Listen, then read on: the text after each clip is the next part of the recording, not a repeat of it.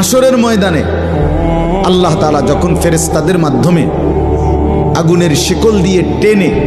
জাহান্নামকে হাসরের মাঠে এনে দাঁড় করাবে, মনে করেন এখানে আইনা রাখবে, আমরা সবাই তাকাবো, এরকম হাসরের মাঠে যখন জাহান্নামকে আনা হবে,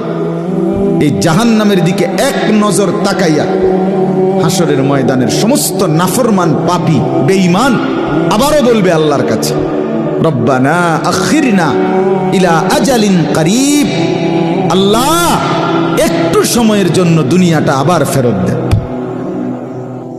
হায়াত আবার ফেরত, সময়গুলো আরেকবার দেন, আরেকটু সময় দেন, নজিব দাওয়াতাক, আপনার সব কথা তখন মেনে নেব, অনাত্তাবিউর রসুল, আপনার রসুলদের আনুগত্য করব। আল্লাহ বলবেন না, না বান্দা,